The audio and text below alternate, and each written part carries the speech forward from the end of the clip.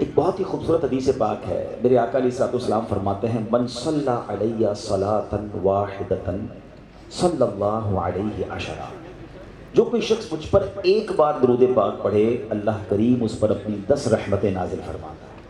فرمایا ومن صلی علیہ عشرا صلی اللہ علیہ مئۃ، جو مجھ پر 10 بار درود پاک پڑھے رب کریم اس پر 100 رحمتیں نازل فرماتا ہے۔ پھر فرمایا ومن صلی علیہ مئۃ صلی اللہ علیہ الفا، جو مجھ پر 100 بار درود پاک پڑھے اللہ اس پر 1000 رحمتیں نازل فرماتا ہے۔ کاروباری لوگ بیٹھے ہیں، ہم نارملی اپنے سرمایہ کو ملٹیپل کرنے کی کوشش کر رہے ہوتے ہیں، اس کی ملٹیپلیکیشن دیکھیے، ایک درود 10 رحمتیں، 10 درود 100 رحمتیں، 100 درود 1000 رحمتیں۔ اگر میں اور آپ چاہتے ہیں کہ دن رات مجھ پر رحمتوں کی برسات رہے، میری سیکیورٹی رہے، میں گھر سے جاؤں تو خیر سے جاؤں، خیر سے واپس آؤں، تو درود پاک کو اپنا ورد بنائیے۔ مگر اس حدیث کا جو اگلا پارٹ ہے نا وہ اور بڑا ہی خوبصورت ہے۔ آقا فرماتے ہیں علیہ الصلوۃ والسلام ومن صلی علیہ الفا، جو مجھ پر 1000 بار درود پاک پڑھے زحمت کتفہ کتفی علی باب الجنہ، آقا فرماتے جنت کے دروازے پر اس کا کاندھا میرے کاندھے سے چھو رہا ہوگا۔ ہیں آپ ذرا سمجھیے، کاندھے سے کاندھا کس سے چھوتا ہے؟ امام صاحب اعلان کرتے ہیں مسجد میں ذرا کاندھے سے کاندھا ملا کر سفید سیدھی کر لیں، ویری نیکسٹ ٹو می، جو بالکل میرے برابر میں ہوتا ہے نا، میرا کاندھا اس سے ٹچ ہوتا ہے۔ میں تو وہ امتی ہوں، وہ غلام ہوں جو تمنا رکھتا ہوں کہ آقا علیہ السلام اپنے پیچھے پیچھے جنت میں لے جائیں تو بھی میرا بیڑا پار ہے۔ مگر ادھر سے کرم نوازی دیکھیں کہ آپ فرما رہے ہیں کہ میرے ساتھ جنت میں ایسے جائے گا کہ اس کا کاندھا میرے کاندھے سے چھو رہا ہوگا۔ یہ ہے درود پاک۔ براہ کرم درود پاک کی زبردست عادت ہم رمضان میں ڈال سکتے ہیں۔ ماہ رمضان کی راتوں میں دیکھنے کو یہ ملتا ہے، ہمارے یہاں کراچی میں بالخصوص لوگ رات بھر جاگتے ہیں۔ بہت اچھی بات ہے، رمضان کی رات عبادت کی رات ہے، رمضان کی رات اگر شب بیداری ہو اور دعاؤں میں گزرے تو کیا بات ہے۔ مگر انفارچونیٹلی پرابلم یہ ہے کہ ہماری انفرادی عبادتیں کرنے کی عادت نہیں ہے۔ رات تو جاگی جا رہی ہے مگر کن کاموں میں جاگی جا رہی ہے؟ کوئی کھیل کود کے جاگ رہا ہے، کوئی جناب فضول باتوں میں جاگ رہا ہے، ایسی گپ شپ ساری ساری رات، اور ہماری گیدرنگز اللہ کرے نیکیوں بھری ہو جائیں، ورنہ ہماری باتوں میں غیبتیں بھی ہو جاتی ہوں گی، ہماری باتوں میں نہ جانے دل آزاریاں بھی ہو جاتی ہوں گی۔ یہ راتیں اس لیے نہیں ہیں، یاد رکھیے رمضان کی راتوں میں رحمت کا ندا دینے والا فرشتہ یہ ندا دیتا ہے کوئی مانگنے والا اس کی دعا قبول کی جائے، ہے کوئی سوالی اس کا سوال پورا کیا جائے، ہے کوئی توبہ کرنے والا اس کی توبہ قبول کی جائے۔ یہ راتیں تو ہمارے لیے دروازے کھول دیے گئے رحمت کے، اور کہیں ایسا تو نہیں کہ ہم یہ راتیں ضائع کر رہے ہیں۔ پلیز ان راتوں میں تلاوت کیجئے، درود پڑھیے، دعائیں کیجئے، مانگ لیجئے جو مانگنا ہے۔ اور اگر آپ کو لگتا ہے نا کہ میں رات بھر جاگ کر گناہ سے بچ نہیں پاؤں گا تو سو جائیے، مگر گناہ نہ کیجئے۔ رمضان نیکیاں کرنے کے لیے آیا ہے، نیکیاں کروانے کے لیے آیا ہے۔ ایک بات کو ذرا لاجیکلی سمجھیے گا، جب وقت بابرکت ہونا یا مقام بابرکت ہو، اس وقت گناہ کیا جائے یا نافرمانی کی جائے اس کی پنشمنٹ بھی زیادہ ہوتی ہے۔ فار ایگزامپل اگر کوئی شخص روڈ پہ گناہ کرے غلط ہے، مگر مسجد کے اندر آ کر گناہ کرے تو آپ کیا کہیں گے؟ یار اللہ کے گھر میں آ کر ایسی باتیں کر رہے ہیں۔ کوئی پاکستان میں گناہ کرے غلط ہے لیکن مکہ پاک میں جا کے کرے تو آپ کیا کہیں گے؟ مکہ پاک میں تو جہاں حدود حرم میں ایک نیکی 1,00,000 نیکی کے برابر ہے، وہاں ایک گناہ بھی 1,00,000 گناہ کے برابر ہے۔ کیوں؟ کیونکہ مکے میں لوگ عبادت کرنے آتے ہیں، وہاں بھی جا کر تم گناہ کر رہے ہو۔ اب رمضان میں سوچئے کہ میری اور آپ کی مغفرت کا انتظام کیسے کر دیا گیا کہ جو سب سے بڑا ہمارا اینیمی ہے شیطان، اسے بند کر دیا گیا۔ ٹھیک ہے، نفل کا ثواب فرض کے برابر، فرض کا ثواب 70 گنا بڑھا دیا گیا، ہر طرف رحمتیں اور برکتیں، روزانہ افطار کے وقت 10 لاکھ گناہگار جہنم سے آزاد کیے جا رہے ہیں۔ یعنی مجھے اور آپ کو بخشوانے کا پراپر، جس کو کہتے ہیں نا ارینجمنٹ۔ مولا علی شیر خدا کرم اللہ تعالی وجہ الکریم کیا کمال کی بات فرماتے ہیں، فرماتے ہیں اگر اللہ کو اس امت کو عذاب دینا ہوتا نا تو انہیں رمضان اور سورہ اخلاص نہ عطا فرماتا۔ اٹ مینز رمضان دیا ہی اسی لیے ہے کہ بخشے جائیں، مگر جو رمضان میں بھی بخشش نہ پائے، اس میں بھی گناہ کرے، اس میں بھی برے کام کرے، تو پلیز بی کیئرفل۔ رمضان کا گناہ بڑا ناپسندیدہ ہے، اس کی پنشمنٹ بھی زیادہ ہے۔ حدیث پاک کا جز ہے کہ جو رمضان میں ایک گناہ کرے اس کے 1 سال کے اعمال برباد کر دیے جاتے ہیں۔ تو پلیز رمضان میں عبادتیں کیجئے اور گناہوں والی عادتوں کو چھوڑ دیجئے۔ تو بہرحال درود پاک it's a beautiful way to spend your time with رحمہ with برکہ، جتنا ہو سکے درود پاک پڑھتے رہیں۔ آئیے مل کر محبت کے ساتھ بآواز بلند درود پاک پڑھ لیں۔ صلو علی الحبیب صلی اللہ تعالی علی محمد صلی اللہ علیہ وسلم۔ آج کی یہ محفل ویسے بھی بڑی بابرکت ہے کیونکہ آج کی اس محفل میں ختم قرآن ہوا ہے۔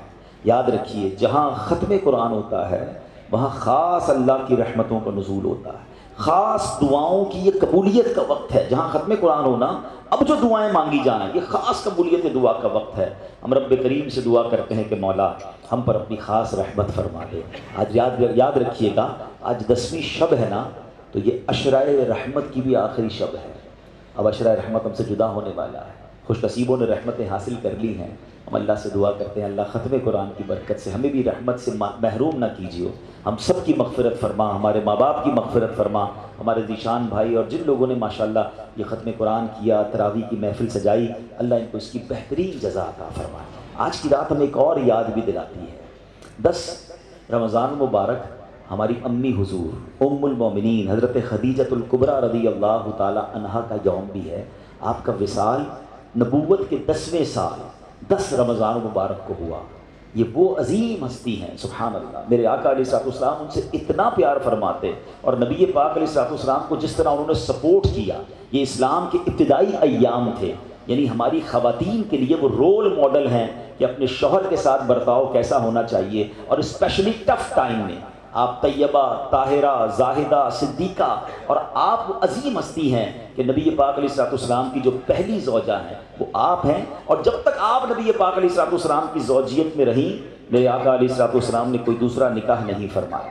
ایک اور خوبصورت بات کہ پیارے آقا علیہ الصلوۃ والسلام کی تمام اولاد میں سوائے حضرت ابراہیم کے جتنی اولاد ہے وہ سب حضرت خدیجۃ الکبریٰ رضی اللہ تعالی عنہا سے ہے، اور سبحان اللہ رہتی دنیا کے سیدوں کی نانی جان جو ہیں وہ حضرت خدیجۃ الکبریٰ رضی اللہ تعالی عنہا ہیں۔ جنت المعلیٰ میں آپ کا مزار شریف موجود ہے، مکہ مکرمہ میں۔ اللہ تربت حضرت خدیجہ پر اپنی کروڑوں رحمتوں کی بارش نازل فرمائے، اور ان کے صدقے ہماری مغفرت فرمائے، اور ہماری ماؤں بہنوں کو ان کی سیرت سے اپنی زندگی میں امپلیمنٹیشن کرنے کی توفیق عطا فرمائے۔ چونکہ بات خاندان نبوت کی ہوئی ہے، اور سبحان اللہ آئیے اسی خاندان کی نسبت سے میں ایک بڑا ہی ایمان افروز آپ کو واقعہ سناتا ہوں، جس ایک واقعے میں ہم سب کے لیے بہت کچھ ہے۔ ماجرا یہ تھا کہ مولا علی شیر خدا کرم اللہ تعالی وجہ الکریم کے گھرانے میں 5 افراد تھے۔ بی بی فاطمہ خاتون جنت، حضرت امام حسن، حضرت امام حسین، اور ان کا ایک غلام تھا، اس کا نام تھا حارث۔ یہ 5 افراد رہتے تھے، اور 3 دن گزر گئے ان کے پاس کھانے کو کچھ نہیں تھا۔ 3 دن تک فاقہ ہے، کھانے کو کچھ نہیں ہے۔ خاتون جنت بی بی فاطمہ رضی اللہ تعالیٰ عنہ نے مولا علی سے کہا، اے علی جا کر میرا یہ لباس بیچ کر آ جاؤ۔ ذرا میں تھوڑا سا واقعہ یہ بریک کرتا ہوں، ہم ساتھ ساتھ سیکھتے بھی جائیں گے تو انشاءاللہ آج بیان میں آنے کا مقصد بھی پورا ہو جائے گا۔ یہ گھرانہ کون سا ہے؟ یہ میرے آقا کا گھرانہ ہے، یہ نبی پاک علیہ الصلوۃ والسلام کی جگر کا ٹکڑا بی بی فاطمہ رضی اللہ تعالیٰ عنہ کا گھر ہے۔ مولا علی وہ ہیں کہ جن کے بارے میں نبی پاک فرمایا جس کا میں مولا اس کا علی مولا، یعنی اس قدر عظیم گھرانہ۔ اور سرکار دو عالم علیہ الصلوۃ والسلام کے پاس نعمتوں کی کوئی کمی؟ آپ تو وجہ تخلیق کائنات ہے نا۔ نبی پاک علیہ الصلوۃ والسلام ہی از the reason of the all creation۔ خود فرماتے ہیں کہ اگر میں چاہوں تو یہ مکے کے پہاڑ سونے چاندی کے بن کر میرے ساتھ چلنا شروع ہو جائے، اتنا اتھارٹی ہے، مگر 3 دن سے کھانے کو نہیں ہے۔ مگر اس گھرانے میں شکوہ بھی نہیں ہے، اس گھرانے میں کمپلین بھی نہیں ہے۔ میں نہیں سمجھتا یہاں کوئی ایسا میرا بھائی بیٹھا ہو، بلکہ اگر یہ بیان لائیو جا رہا ہے تو کوئی ایسا ہو جو 3 دن تک بھوکا پیاسا رہا ہو۔ ٹھیک ہے کبھی کسی غریب کے ساتھ 1-2 دن وقت ناغہ ہو جاتا ہے، مگر کہیں نہ کہیں سے اللہ کی رحمت سے انتظام ہو جاتا ہے۔ مگر اس گھرانے کا تو حال دیکھیں کہ 3 دن کا فاقہ ہے۔ کیا کبھی ایسا ہوا کہ ہم میں سے کسی نے اپنا لباس بیچا ہو کھانے کے لیے؟ خاتون جنت، جنتی عورتوں کی سردار، آپ کہہ رہی ہیں مولا علی شیر خدا کو کہ جا کر میرا لباس سیل آؤٹ کریں اور کچھ کھانے کو لے آئیں۔ سبق مل رہا ہے کہ اگر کبھی زندگی میں کوئی تکلیف آ جائے، کبھی کوئی جناب ہماری چیزوں میں کمی ہو جائے تو شکوے نہیں کرنے، صبر کرنا ہے۔ ہمیں تو جناب تھوڑا سا کاروبار ڈاؤن ہو جائے، تھوڑی مارکیٹ ڈاؤن ہو جائے، تھوڑا سا جناب کوئی نقصان ہو جائے تو ہمارا تو چہرہ ہی بتا دیتا ہے کہ لگتا ہے بہت بڑا لاس ہو گیا ہے۔ نہیں جناب، زباں پر شکوے رنجو علم لایا نہیں کرتے، زباں پر شکوے رنجو علم لایا نہیں کرتے، نبی کے نام لیوا غم سے گھبرایا نہیں کرتے. اب ذرا آگے سنیے. مولا علی شیر خدا کرم اللہ تعالی وجہ الکریم وہ لباس مارکیٹ میں جا کے سیل آؤٹ کرتے ہیں. وہ لباس بکتا ہے 6 درہم کا. ٹھیک ہے. اب لاجک تو یہ کہتی ہے کہ 6 درہم کا اناج خریدیں اور گھر والوں کے لیے کھانا لے کر جائیں. اسی دوران ایک سائل آ جاتا ہے, ایک اللہ کا بندہ آتا ہے, کہتا ہے اے ابو الحسن میں بہت غریب ہوں, مجھے اللہ کے نام پہ کچھ دے دو. اچھا اب ہم جیسا کوئی آدمی ہوتا تو 6 میں سے چلیں, اگر بہت سخاوت بھی ہوتی تو چلے 1 درہم اسے دے دیتا. مگر یہ گھرانہ کیسا گھرانہ ہے, سخاوت کیسی ہے اس گھرانے میں. مولا علی شیر خدا نے 6 کے 6 درہم اس فقیر کو دے دیے. اگین ایمپٹی ہینڈڈ, سب دے دیے. تھوڑا آگے چلے تو ایک اعرابی آیا اور آ کر کہتا ہے, اس کے پاس اونٹنی تھی, کہ اے ابو الحسن, مولا علی کی یہ کنیت تھی, یہ اونٹنی خریدو گے؟ مولا علی کہتے ہیں میرے پاس تو پیسے ہی نہیں ہیں. تو کہا ادھار خرید لو. کہا کتنے کی دینی ہے؟ کہا 100 درہم. آپ نے اونٹنی خرید لی. تھوڑا اور آگے گیا تو ایک اور عربی آیا, ایک اور عربی شخص کہتا ہے اے علی یہ اونٹنی بیچنی ہے؟ کہا بیچنی ہے. کہا کتنے کی خریدی ہے؟ کیسا کوشچن ہے. بزنس کمیونٹی کے لوگ بیٹھے ہیں نا, ہم سے کو پوچھ لے آپ کی کاسٹ کیا ہے, اس کے بعد تو جناب وہ کلابیں لگتی ہیں, بھائی اللہ کی قسم میری تو کاسٹ ہی اتنے کی ہے. اچھا ہمیں سمجھ نہیں آتی, بندہ پہلے کاسٹ 1000 روپے بتاتا ہے, تھوڑی نیگوشیشن کرو تو 950 پہ آ جاتا ہے. یار ابھی تو آپ قسمیں کھا رہے تھے میری 1000 کی کاسٹ ہے. ہمارا یہ حال ہے. مولا علی شیر خدا گھر میں کھانے کو کچھ نہیں ہے, آپ فرماتے ہیں 100 درہم کی خریدی ہے. سچ کو آنچ نہیں ہے. وہ بندہ کہتا ہے 160 کی دینی ہے. آپ نے کہا بالکل دینی ہے. 160 میں آپ نے سیل کر دی. تھوڑا آگے گئے تو پہلے والا جو عربی تھا وہ آیا, کہا اے علی وہ اونٹنی کہاں گئی؟ کہا میں نے بیچ دی. اب میرے پیسے دے دو. آپ نے 100 درہم دے دیے. خوشی خوشی گھر آئے اور بی بی فاطمہ کے ہاتھ میں 60 درہم رکھ دیے. خاتون جنت کہتی ہے اے علی میرا جوڑا اتنا قیمتی تو نہیں تھا کہ 60 درہم کا بک جاتا. سنو مولا علی کیا کہتے ہیں میں نے اللہ سے تجارت کی ہے, میں نے اللہ سے کاروبار کیا ہے. 6 ملے تھے وہ اللہ کی راہ میں خرچ کیے, اللہ نے مجھے 60 لوٹا دیا. ہائے ہائے. اب سنیے, اب آگے سنیے اس کی, اور اس واقعے کا خوبصورت ٹرن اور سنیے گا, ایمان تازہ ہو جائے گا. اس گھرانے کی شان کیا ہے. اعلیٰ حضرت امام اہل سنت لکھتے ہیں نا, کیا بات رضا اس چمنستان کرم کی, کیا بات رضا اس چمنستان کرم کی, زہرا ہے کلی جس میں حسین اور حسن کو. یہ گھرانہ ہی چمنستان کرم ہے. اب جب صبح بارگاہ رسالت میں گئے تو نبی پاک علیہ الصلوۃ والسلام کو یہ بتاتے, مولا علی بتاتے, اس سے پہلے سرور کائنات علیہ الصلوۃ والسلام سوال کرتے ہیں اے علی تمہارے کل کے معاملے کا تمہیں پتہ ہے کیا تھا؟ تمہارے ساتھ جو معاملہ ہوا تم جانتے ہو کیا تھا؟ مولا علی کہتے ہیں اللہ عالم و رسول عالم, حضور آپ ہی بتا دیں معاملہ کیا تھا. کہا اے علی جو تمہیں اونٹنی بیچنے آئے تھے وہ کوئی اور نہیں, وہ حضرت میکائیل علیہ السلام تھے. اے علی جو تم سے اونٹنی خریدنے آئے تھے نا وہ حضرت جبرائیل علیہ السلام تھے. اور جاننا چاہو گے وہ اونٹنی کون سی تھی؟ یہ وہی اونٹنی ہے کہ جس پر میری بیٹی بی بی فاطمہ خاتون جنت قیامت کے روز سواری کرے گی. یہ ایسا سخی گھرانہ ہے جو تم سے نہ مانگوں تو پھر کس سے مانگوں, تمہارا تو سارا گھرانہ سخی ہے. اب اس ایک واقعے سے اتنا کچھ ہے ہمارے لیے. میں کچھ اور بیان نہ بھی کروں نا, آج اسی ایک واقعے کو میں پرت پرت کھولتا چلا جاؤں تو یہ ایک انسیڈنٹ, یہ ایک beautiful story of the family of رسول اللہ صلی اللہ تعالیٰ علیہ وسلم ہمیں کیا کچھ سکھا رہی ہے. قناعت کس کو کہتے ہیں, صبر کس کو کہتے ہیں, اللہ کی رضا پر راضی رہنا کس کو کہتے ہیں, اور پھر سخاوت کس کو کہتے ہیں, اللہ پر بھروسہ کس کو کہتے ہیں. ہم تو بہت عجیب و غریب لوگ ہو گئے ہیں. ہمیں تو اسباب پر بھروسہ ہے, ہماری تو کیلکولیٹر سے کیلکولیشن چلتی ہے کہ نہیں جناب اتنے سال محنت کروں گا تو یہ ملے گا. اپنے پلانز ہی ختم نہیں ہوتے. تھوڑا سا جناب ہمارا پلان ڈسٹرب ہو جائے تو لوگ مایوسی والی باتیں, ڈپریشن میں چلے جاتے ہیں, لوگ معاذ اللہ سوسائڈ کی باتیں کرنے لگ جاتے ہیں. کدھر گیا رب پر بھروسہ؟ نہ کریں ایسا. بعض اوقات آزمایا جاتا ہے, بعض اوقات اس میں بہت ساری حکمتیں ہوتی ہیں. ایک اور حدیث پاک کا واقعہ سناؤں گا پھر اپنے ٹاپک کی طرف دوبارہ آتے ہیں. کمال کا واقعہ, اور یہ واقعہ نبی پاک علیہ الصلوۃ والسلام نے صحابہ کو سنایا. حضرت ابو ہریرہ رضی اللہ تعالیٰ عنہ اس حدیث کے راوی ہیں. حضرت ابو ہریرہ کہتے ہیں کہ نبی پاک علیہ الصلوۃ والسلام نے ہمیں یہ واقعہ سنایا کہ بنی اسرائیل میں 3 شخص تھے. اب ذرا غور سے سنیے گا. ہم میں سے کئی لوگ ایسے ہیں جو پچھلے 5, 10, 15 سالوں میں اللہ نے ان کو بڑا عروج دیا ہے.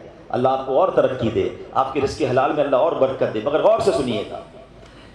آقا علیہ الصلوۃ والسلام فرماتے بنی اسرائیل میں 3 لوگ تھے, اللہ کریم کو ان کی آزمائش مقصود ہوئی, ان کا ایگزامینیشن مقصود ہوا.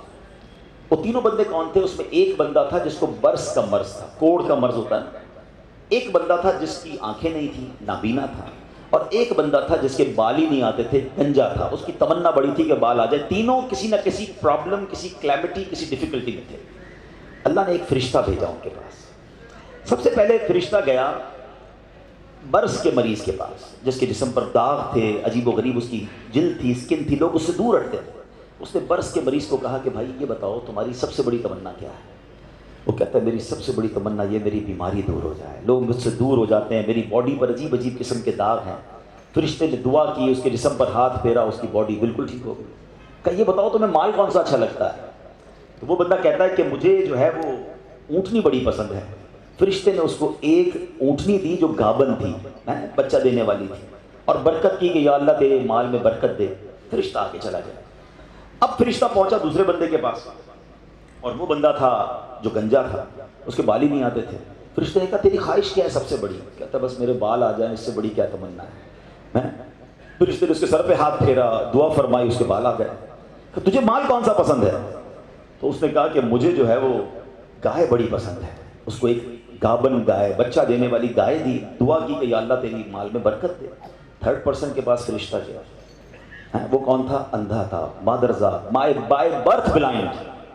تیری کیا تمنا ہے؟ بولا میری تو زندگی میں ہے ہی اندھیرا، اللہ کرے میری آنکھیں آ جائیں۔ فرشتے نے اس کی آنکھوں پر ہاتھ رکھا، دم کیا، دعا کی، اس کی آنکھیں آ گئیں۔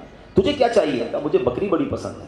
اس کو بکری دی جو بچہ دینے والی تھی، اور اس کے بعد وہ فرشتے نے برکت کی دعا دی، چلا گیا۔ اب اللہ کی شان دیکھیں، حدیث پاک کے الفاظ ہیں، اللہ نے ان تینوں کے مال میں خوب برکت دی، ہزاروں بکریاں ہو گئیں، ہزاروں اونٹ ہو گئے، ہزاروں گائیں ہو گئیں، یعنی اس زمانے کے وہ ملینر بلینر بن گئے۔ آفٹر سم ٹائم فرشتہ جاتا ہے اب وہ پہلے بندے کے پاس، برس کے مریض کے پاس، اور فرشتہ بھی اسی اپیرنس میں جاتا ہے، فرشتہ خود بھی برس کا مریض بن کے جاتا ہے، اور جا کر کہتا ہے بھائی مجھے کوڑ کا مرض ہے، ایک غریب مسافر ہوں، اللہ نے تجھے بڑا مال دیا ہے، ایسا کر کہ جو اتنی سارے تیرے پاس سینکڑوں ہزاروں اونٹ ہیں، مجھ غریب کو ایک اونٹنی دے دے۔ وہ بندہ کہتا ہے کہ یہ تو میں نے خود کمایا ہے، یہ تو سب میری ایفرٹ ہے، میرے تو باپ دادا کی میراث ہے۔ یہ تجھے اللہ نے نہیں دیا؟ تو کچھ عرصہ پہلے غریب تھا۔ کہتے نہیں کس نے کہا تجھے؟ میں تو پہلے سے ہی مالدار تھا، میرے تو فیملی کا یہ سارا مال ہے، یہ میں نے اپنی محنت سے کیا ہے۔ فرشتے نے کہا ٹھیک ہے، اگر تو سچا ہے تو ٹھیک ہے، اور اگر تو جھوٹا ہے تو اللہ تجھے پہلے جیسا ہی کر دے۔ فرشتہ دوسرے کے پاس گیا، اب کس کے پاس گیا؟ گنجے کے پاس۔ کہا بھائی میں بڑا غریب انسان ہوں، مسافر ہوں، تجھے اللہ نے بڑا مال دیا، اتنی گائے ہیں، ایک گائے مجھے دے دے، تو بھی تو غریب تھا کچھ عرصہ پہلے۔ کہتا کس نے کہا تمہیں میں غریب تھا؟ میں تو شروع سے مالدار ہوں، میرے باپ دادا کی جائیدادیں تھی، یہ تو میرا اپنا کمایا ہوا مال ہے، میں نے کیا ہے سب کچھ، میرے پاس کچھ نہیں ہے تجھے دینے کے لیے۔ ٹھیک ہے، اگر تو صحیح کہتا ہے تو ٹھیک ہے، اگر جھوٹ بولتا ہے تو اللہ تجھے پہلے جیسا کر دے۔ اب فرشتہ تیسرے بندے کے پاس گیا جو اندھا تھا، پہلے آنکھ والا ہو گیا۔ فرشتہ آنکھ بغیر کا بن کے اس کے پاس گیا کہ بھائی میری آنکھیں نہیں ہیں اور میں غریب بھی ہوں، تجھے اللہ نے اتنی بکریاں دی ہیں، کچھ مجھے بھی دے دے۔ پتہ ہے اندھا کیا کہتا ہے؟ سابقہ اندھا، سچی بات ہے، آنکھ والا تھا وہ۔ کہتا بھائی ٹھیک کہتے ہو، میں تو پہلے اندھا تھا، میرے پاس تو کچھ بھی نہیں تھا، یہ سب میرے رب نے دیا ہے مجھے۔ تو بھی اسی پرابلم میں جس پرابلم میں میں پہلے تھا۔ اے میرے بھائی تجھے جو لینا ہے لے لے، مجھے رب نے کہاں سے کہاں پہنچا دیا، میرے پاس تو تھا ہی کچھ نہیں، تو بھی میری طرح غمزدہ ہے۔ اے بھائی یہ بکریاں تیری، جتنی چاہے لے جا۔ فرشتہ کہتا ہے مجھے کچھ نہیں چاہیے، اللہ تیرے مال میں برکت ڈال دے، یہ تیری آزمائش تھی جس میں تو کامیاب ہو گیا، تیرے بقیہ دو دوست جو تھے وہ برباد ہو جائیں گے اور اللہ تجھے اور نوازے گا۔ یہ حدیث پاک میں نبی پاک علیہ السلام نے واقعہ صحابہ کو سنایا۔ آج سچ بتائیں ہماری کیفیت کیا ہے؟ ہم جب کچھ بن جاتے ہیں تو ہماری زبانوں پر یہ آتا ہے کہ یہ میں نے کیا ہے، یہ میرا کمال ہے، یہ میرے بیسٹ ڈیسیشن تھے، یہ میرا وقت پہ فیصلہ تھا، میں نے پراپرٹی اٹھا لی تھی تو جناب اتنے آگے پہنچ گیا۔ نہیں پیارے اسلامی بھائی، یہ نہ کرنا۔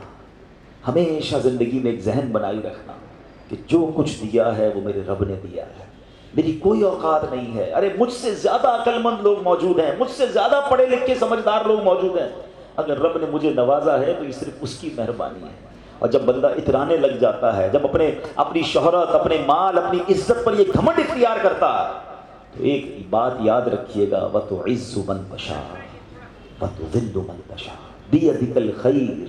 اللہ جسے چاہے عزت دیتا ہے، جسے چاہے ذلیل فرما دیتا ہے۔ ہم نے کروڑوں جس کے فالوورز ہیں ان کو دیکھا منٹوں میں ذلیل ہوتے ہوئے، زکوٰۃ دینے والے دنوں کے اندر زکوٰۃ لینے والے بنتے دیکھے۔ اے میرے پیارے اسلامی بھائیوں، دنیا میں عروج والے جیلوں میں گرفتار ہوتے بھی آپ نے دیکھے۔ وقت نہیں لگتا بدلنے میں، عاجزی، انکساری اور اللہ پر بھروسہ رکھنا۔ ہم نے جو خاندان نبوت کا واقعہ سنا نا، اس میں سے سب سے بڑا میسج پتہ ہے کیا ہے؟ کہ آزمائشیں آتی ہیں، ہم نے اس آزمائش پر صبر کرنا ہے۔ ہم بے صبری کر جاتے ہیں۔ قرآن مجید فرقان حمید میں رب عز و جل نے واضح اعلان فرما دیا، یعنی کمال دیکھیں، ہمیں پہلے سے بتا دیا تمہارا ایگزامینیشن آنے والا ہے۔ کیا فرمایا؟ وَلَنَبْلُوَنَّكُمْ بِشَيْءٍ مِّنَ الْخَوْفِ وَالْجُوعِ وَنَقْصٍ مِّنَ الْأَمْوَالِ وَالْأَنفُسِ وَالثَّمَرَاتِ، یعنی اللہ نے فرمایا ان قریب تمہیں آزمائیں گے، بی ریڈی، بی کیئرفل، آپ کا ایگزام ہونے والا ہے۔ اچھا یہ بھی نہیں فرمایا کہ کسی بھی چیز سے ایگزام ہو جائے گا، ہمیں ایگزامینیشن کے کویسچن بھی بتا دیے کہ کیا کیا ٹیسٹ آ سکتا ہے۔ ہم کہتے ہیں نا ذرا گیس پیپر تو بتائیں کویسچنز کیا ہوں گے، قرآن نے بتا دیا ہے کہ کیا کیا ٹینشن آ سکتی ہے۔ کیا فرمایا؟ بِشَيْءٍ مِّنَ الْخَوْفِ، کبھی خوف آئے گا، ڈر لگے گا، دشمن سامنے آ جائیں گے، ہیں بچوں کے لیے خوف ہو جائے گا، ماحول آپ کے آس پاس کا ڈینجرس ہو سکتا ہے۔ وَالْجُوعِ، کبھی بھوک سے پریشان ہو جاؤ گے، مال کم ہو جائے گا، غربت آ سکتی ہے۔ پھر فرمایا بِشَيْءٍ مِّنَ الْخَوْفِ وَالْجُوعِ وَنَقْصٍ مِّنَ الْأَمْوَالِ، تمہارے مال خراب ہو جائیں گے، کبھی آپ شپمنٹ منگوائیں گے، کبھی آپ نے اسٹاک خریدا ہوگا، کبھی دکان لگائی ہوگی، اچانک مال میں کوئی فالٹ نکل آئے گا، آپ کا کاروبار ڈاؤن ہونے لگ جائے گا، یہ بھی ہو سکتا ہے۔ وَالْأَنفُسِ وَالثَّمَرَاتِ، تمہارے جسموں میں پرابلم آ سکتی ہے، ہم بیمار ہو سکتے ہیں، ہماری باڈی میں پرابلم، بندہ کہتا ہے چلتے چلتے بیمار ہو گیا، every thing is going good, یہ اچانک کون سا وائرس نکل آیا، یہ ٹینشن، یہ امتحان ہونا ہے۔ وَالثَّمَرَاتِ، یا تمہارے پھل، تمہارے مال، تمہارے باغات، یہ بھی خراب ہو سکتے ہیں۔ مگر آگے قرآن کیا کہتا ہے؟ یہ ایگزامینیشن سے جو پاس ہو جائے گا نا، وَبَشِّرِ الصَّابِرِينَ، خوشخبری ہے صبر والوں کے لیے۔ It means good news waiting for you, یہ ٹائم نکالنا ہے، اگر صبر سے نکال گئے تو آگے کیا ہے؟ خوشخبری موجود ہے۔ الذین اذا اصابتهم مصیبہ قالوا انا للہ وانا الیہ راجعون، کہ جب ان پر کوئی مصیبت آتی ہے تو وہ کیا کہتے ہیں؟ باویلا نہیں کرتے، کہتے اللہ ہی کا مال ہے، اللہ ہی کی طرف لوٹ جانا ہے۔ کاش یہ بات سمجھ آ جائے۔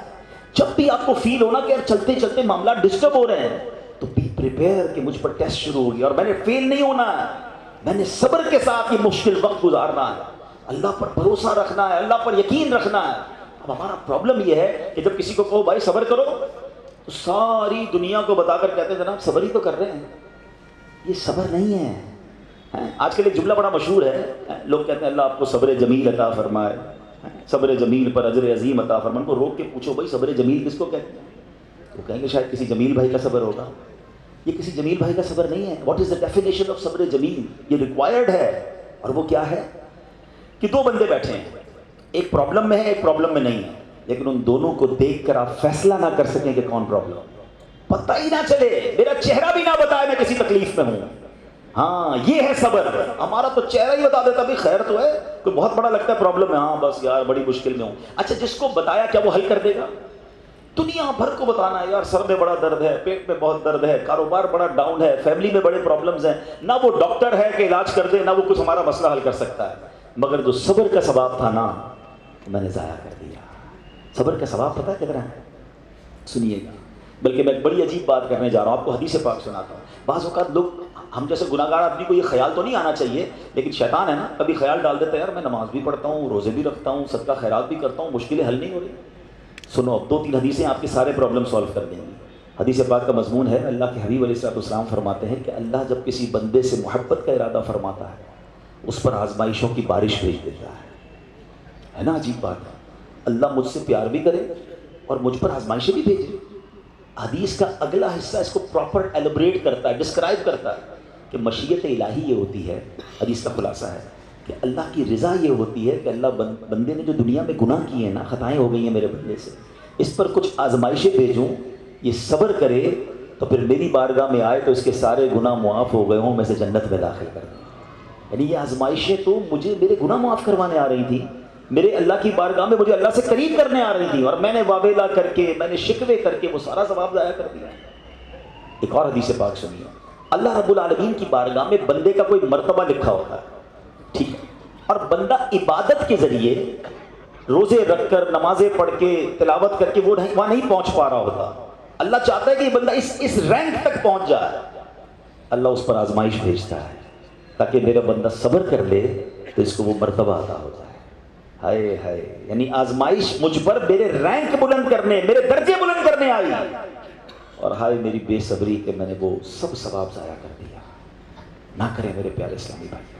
مشکلیں آتی ہیں. اچھا پھر پتہ ہے پرابلم کیا ہے؟ ہمارا ایک اور بڑا ایشو ہے، ہم کسی کو مسکراتا دیکھتے ہیں، کسی کو اچھے کپڑے دیکھ لیتے ہیں، کسی کی بڑی گاڑیاں دیکھ لیتے ہیں، کسی کا بڑا گھر دیکھ لیتے ہیں، ہمیں لگتا ہے یار یہ کتنا مزے میں ہے یار، میں ہی اکیلا پریشان ہوں. یہ آپ کی بھول ہے.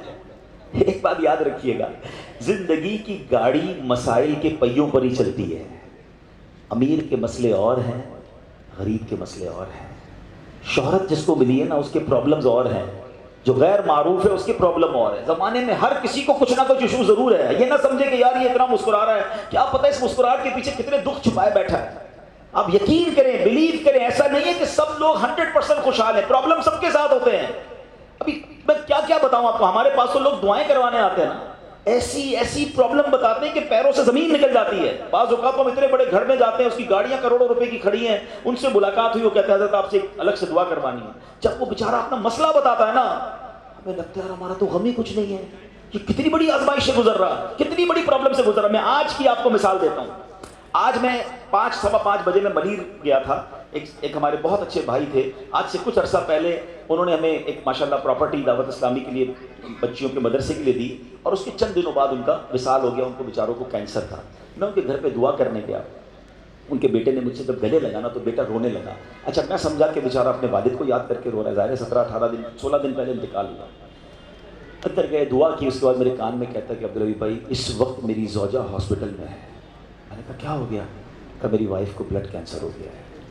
والد کا کینسر میں انتقال ہوا ہے. اللہ نے بڑا نوازا ہے ان کو، جیولرز ہیں.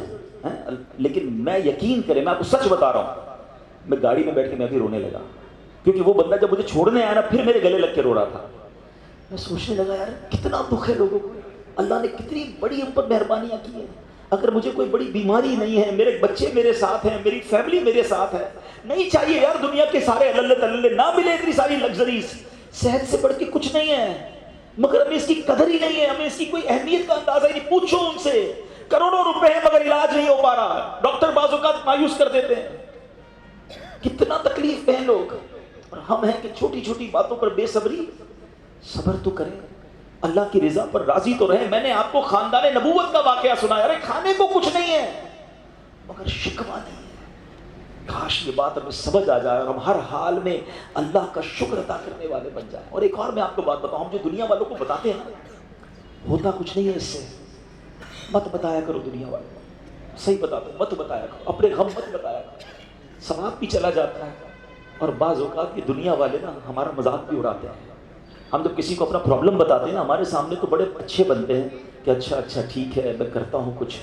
بعد میں جا کے دنیا میں باتیں کرتے ہیں، آیا تھا میرے پاس، ہے اس کا یہ مسئلہ ہے، ہاں باتیں بڑی کرتا ہے، بڑی پرابلم میں ہے. کیوں بتاؤں میں دنیا والوں کو؟ وہ نعت کا شعر ہے نا، کسی کا احسان کیوں اٹھائیں، کسی کو حالات کیوں بتائیں. کیوں بتاؤں میں دنیا والوں کو مجھے کیا غم ہے نا. میرے آقا سلامت رہیں، اللہ کے حبیب علیہ الصلوۃ والسلام ہیں، اور رب عز و جل کی بارگاہ ہے، میں ادھر عرض کروں نا. کسی کا احسان کیوں اٹھائیں، کسی کو حالات کیوں بتائیں. آقا تم ہی سے مانگیں گے تم ہی دو گے، تمہارے در سے ہی لو لگی ہے. ہاں اللہ رسول کی بارگاہ میں عرض کیا، ادھر آنسو بہاؤ، نہ بتاؤ دنیا والوں کو. ایک اور کمال کا شعر ہے کہ دنیا والے تو درد دیتے ہیں، دنیا والے تو درد دیتے ہیں، زخمی دل کی دوا مدینہ ہے. تو جب دنیا والوں نے کوئی ہمارا بھلا کرنا بھی نہیں، نہ ان کے ہاتھ میں ہے، شفا دینے والی ذات میرے رب کی، برکت دینے والی ذات میرے رب کی، تو اللہ سے ہی باتیں کرو نا. تو آج سے یہ ذہن بنا لیں میرے پیارے اسلامی بھائی، مشکل آنی ہے تو صبر کے ساتھ وہ وقت گزارنا ہے، اللہ کی رضا پر راضی رہنا ہے. وہ بڑا کریم ہے، وہ اپنے غیب کے خزانوں سے آپ کو عطا فرمائے. توجہ بیان کی طرف رکھیے گا. اور اب آتے ہیں اس پورے واقعے سے ایک اور خوبصورت بات جو ہمیں سیکھنے کو ملی، اور وہ بات کیا ہے کہ نبی پاک کے خاندان کی سخاوت کیسی تھی. مولا علی شیر خدا کے پاس صرف 6 درہم تھے، آپ نے وہ سب کے سب دے دیے. مگر آج حال یہ ہے کہ لوگ اپنی زکوٰۃ ادا نہیں کرتے. آج زکوٰۃ لوگوں کو بھاری پڑنے لگ گئی ہے. جب کیلکولیٹ کرتے ہیں کہ جناب کروڑوں روپے زکوٰۃ، تو اس کے بعد ان کو بھاری لگتی ہے. نہ کریں ایسا. یہ زکوٰۃ مال کا میل ہے، اور اگر یہ مال کا میل آپ کے مال سے جدا نہ ہوا تو یہ آپ کے مال کو بھی میلا کر دے گا. ایک بات یاد رکھیے گا، سرکار دو عالم صلی اللہ تعالی علیہ وسلم کا یہ فرمان ہے کہ اپنے مال کو مضبوط، اپنی زکوٰۃ ادا کر کے اپنے مال کو مضبوط قلعوں میں قید کر دو. اگر میں اور آپ چاہتے ہیں نا کہ میری آپ کی پراپرٹی سیکیور رہے، ہمارے مال و اسباب سیکیور رہے، تو حدیث پاک میں تو فارمولہ موجود ہے کہ اپنے مال کو زکوٰۃ دے کر مضبوط قلعوں میں قید کر لو. لیکن یہاں زکوٰۃ دینے کے لیے تیار نہیں لوگ، لم سم نکال دیتے ہیں، کیلکولیٹ نہیں کرتے. یاد رکھیے یہ مال ہی عذاب بن جائے گا اگر آپ زکوٰۃ پوری ادا نہیں کرتے. ماشاءاللہ ہمارے گورنر صاحب موجود ہیں، غریبوں کے لیے بہت سوچتے ہیں. لیکن میں آپ کو اگر اس مہم کو ہم لے کر چلیں نا کہ لوگ صرف زکوٰۃ پوری ادا کریں، میرے پاس کیلکولیشن موجود ہے. ماشاءاللہ یہاں وہ بھی لوگ ہیں جو ٹی وی پر پروگرامز کرتے ہیں، آپ سب اس بات کو لے کر چلیں کہ اگر ہمارے پاکستان میں سارے سرمایہ دار کچھ نہ کریں، اپنی زکوٰۃ پوری ادا کر دیں، سارے زمیندار اپنی زکوٰۃ پوری ادا کر دیں، آپ اپنی آنکھوں سے دیکھیں گے کہ غربت کتنی جلدی ختم ہوتی چلی جا رہی ہے. میں نے ایک بار گورنر صاحب کیلکولیشن کی، ذرا سنیے گا. پاکستان زرعی ملک ہے، ٹھیک ہے، اور اس کی زراعت کی جو کیلکولیشن ہے وہ انٹرنیٹ پر موجود ہے. You can search your self. آپ چیک کر لیں کہ 2023 میں پاکستان کی ٹاپ 20 کراپس کون کون سی ہوئی ہیں. آپ انٹرنیٹ پر خود ڈھونڈ لیں، آپ کے سامنے اس کراپ کی کیلکولیشن بھی آ جائے گی کہ اتنے ملین ٹن، اتنے جناب کروڑ کے جی جو ہے وہ گندم ہوا، تو کاٹن ہوا، تو فروٹس ہوئے، تو شوگر ہوئی. پاکستان کو اللہ نے بڑا نوازا.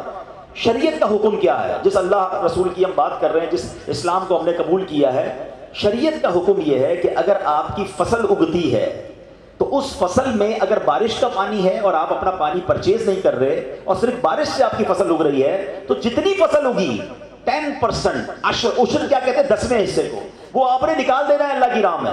وہ غریبوں کا حق ہے، وہ زکوٰۃ ہے زمین کی. اور اگر آپ پانی ٹیوب ویل وغیرہ سے لیتے ہیں، پیسوں سے خریدتے ہیں، تو 5%.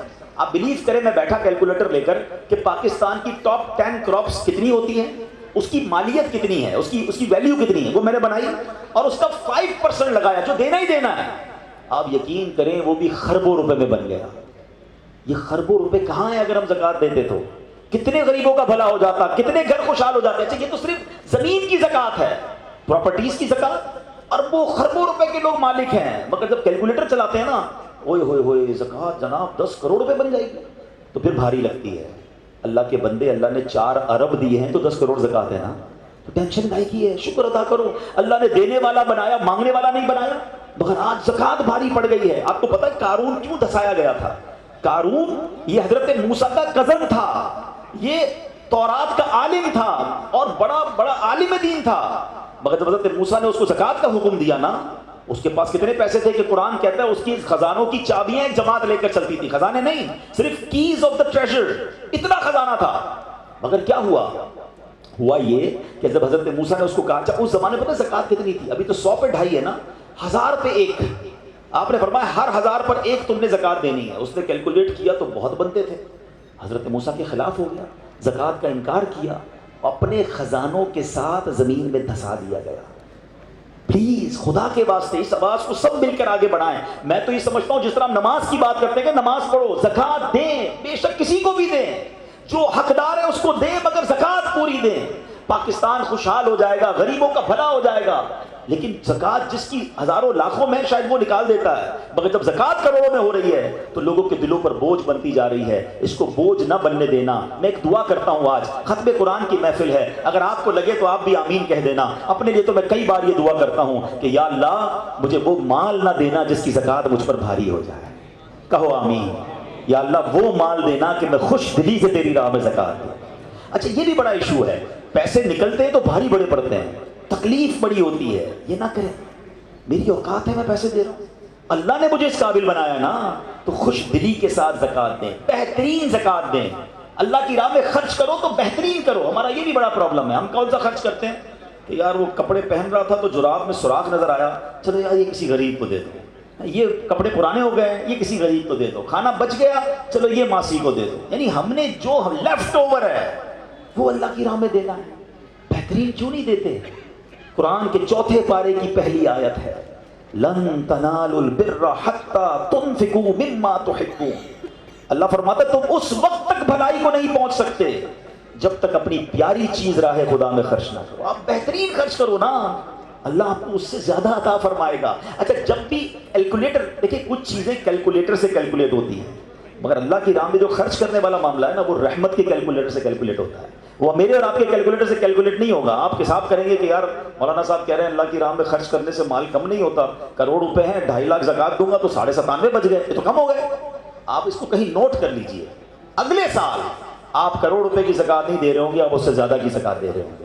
یہ کیسے؟ جو بھی زکات دیتا ہے آپ اس کو پوچھ لیجئے, ہر سال اس کی زکات بڑھتی ہے. کیوں بڑھتی ہے بھائی؟ زکات تو کم ہو, پیسے کم ہونے چاہیے تھے. نہیں جناب, یہ میرے نبی علیہ الصلوۃ والسلام کا وعدہ ہے. ویسے تو میرے آقا جو فرمائے حق ہے, مگر اس حدیث میں اللہ کے رسول علیہ الصلوۃ والسلام نے قسم اٹھائی.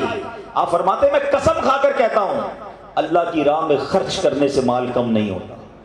پھر تو لاک کر دو نا, پھر تو سمجھ جاؤ کہ جب نبی پاک قسم اٹھا کر فرما رہے ہیں. اچھا پھر آپ سب کو دیکھ لیں, ماشاءاللہ علامہ بشیر صاحب موجود ہیں, یہ بھی بہت سارے لوگوں کے پاس جاتے ہیں, ہم بھی جاتے ہیں. جو بانٹ رہا ہے نا, ہم ہر سال اس کا بڑھتے ہوئے دیکھ رہے ہیں, کم نہیں ہوتا. یہ بے وقوفی ہے جو یہ سوچتا ہے کہ یار دے دوں گا تو کم ہو جائے گا. نہیں. اب پھر میں آخری بات کر دوں اپنے بیان میں, جو ایک اور ایشو جو بہت بڑا ہم دیکھتے ہیں, ایک تو زکوٰۃ پوری دینی ہے اور انجوائے کر کے دینی ہے, خوش دلی سے دینی ہے, مزے لے کر دینی. یہ نہیں کہ دل پر بوجھ, یار کیا کروں 1 سال ہو گیا اب تو زکوٰۃ دینی پڑے گی. نہیں, یہ نہیں. دو اور انجوائے کرو, اللہ کی راہ میں خوش دلی سے دو. ایک واقعہ سن لیں, بات اور کلیریفائی ہو جائے گی. حضرت ابو جعفر اپنے زمانے کے بڑے ابدال ہیں. ان کے گھر میں ایک فقیر آیا, تو انہوں نے اپنی زوجہ کو کہا کہ اپنے پاس کیا ہے دینے کے لیے؟ کہ حضور صرف 4 انڈے ہیں گھر میں, نتھنگ ایلس, 4 ایگز اونلی. کہا یہ 4 ہی دے دو. ایمان اور عقیدہ اور بلیف دیکھیں, 4 دے دو. 4 دے دیے. تھوڑی دیر بعد دروازے پر دستک ہوئی, دیکھا تو ایک بندہ ٹوکری لے کر آیا. کہا کیا ہے؟ بیگم سے پوچھا. کہا آپ کے دوست نے انڈے بھجوائے ہیں. کہا کتنے آئے ہیں؟ کہا صاحب ذرا سنیے گا, کتنے آئے ہیں؟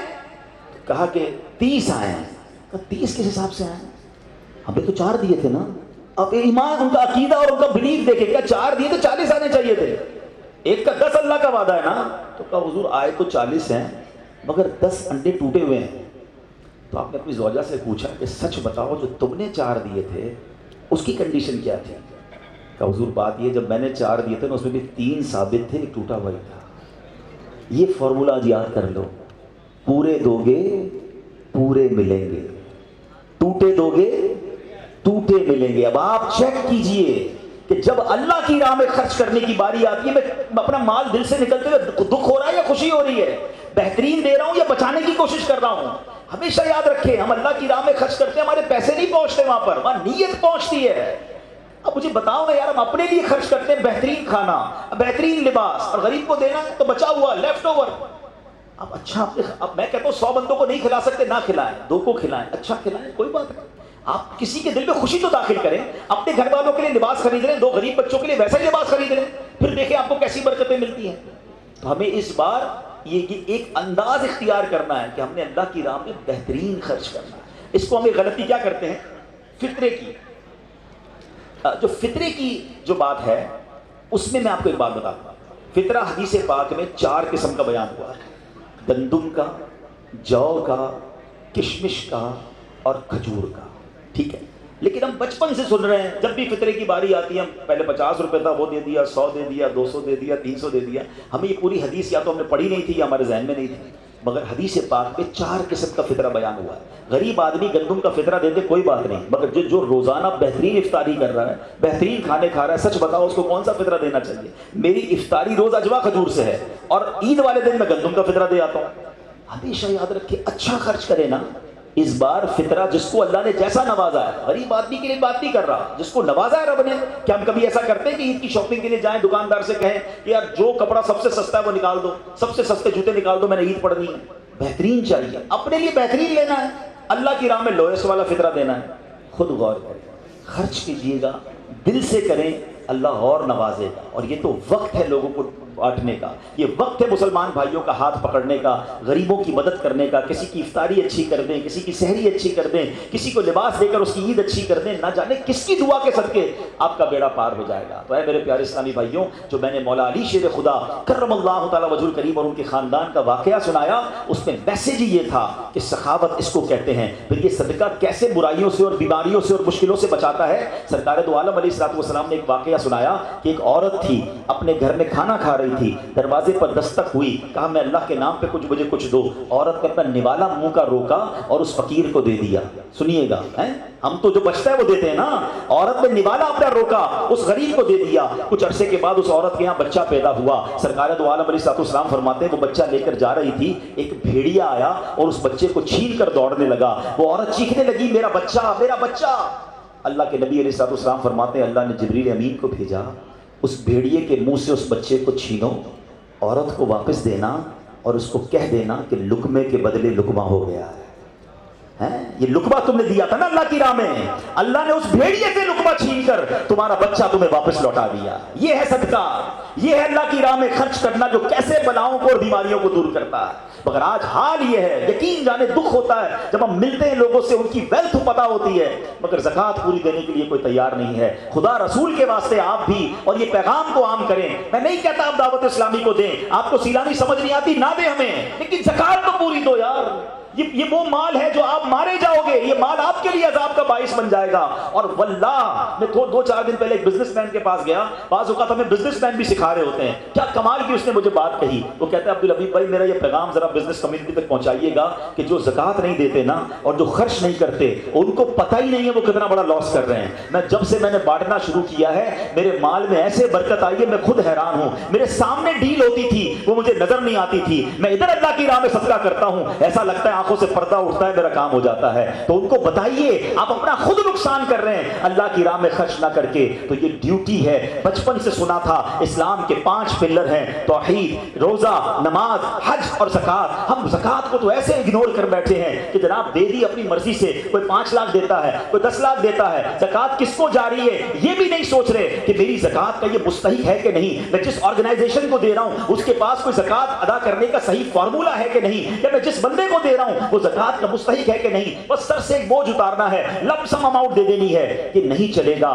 خدا را یاد رکھیے زکوٰۃ پوری کیلکولیٹ کرنا بھی آپ کی ذمہ داری ہے اور صحیح مستحق تک پہنچانا بھی آپ کی ذمہ داری ہے۔ اور آپ بلیو کریں جس دن آپ نے یہ کام کر لیا آپ ملٹیپلیکیشن دیکھیں گے، آپ اپنے غم اور اپنی پریشانیاں دور ہوتے ہوئے دیکھیں گے۔ میں رب کریم سے دعا کرتا ہوں اللہ ہمیں دل کھول کر اپنی راہ میں خرچ کرنے کی توفیق عطا فرمائے۔ اور پھر سب سے پہلا حق آپ کی زکوٰۃ کا وہ حق ہے آپ کے اپنے غریب رشتہ داروں کا۔ اپنے غریب رشتہ داروں کو آپ دیجئے زکوٰۃ، کیونکہ جو اپنے رشتہ داروں کو زکوٰۃ دیتا ہے صدقہ کرتا ہے اس کو ڈبل ثواب ملتا ہے، ایک صدقہ دینے کا، ایک صلہ رحمی کرنے کا۔ اور پھر آپ کے غریب رشتہ داروں سے بعد زکوٰۃ بچ جائے تو میری گزارش ہے کہ دعوت اسلامی کی آپ نے پریزنٹیشن بھی دیکھی کتنے بڑے پیمانے پر دنیا میں کام کر رہی ہے، تو اپنی زکوٰۃ کا اپنا حصہ جو ہے اس میں ضرور عطا فرمائیں۔ اللہ کریم ہم سب کا جمع ہونا اپنی بارگاہ میں قبول فرمائے۔ دوران میرے بیان میرے بھائی محترم گورنر صاحب بھی تشریف لائے، ماشاءاللہ کونسل جنرل صاحب بھی موجود ہیں، مختلف ملکوں کے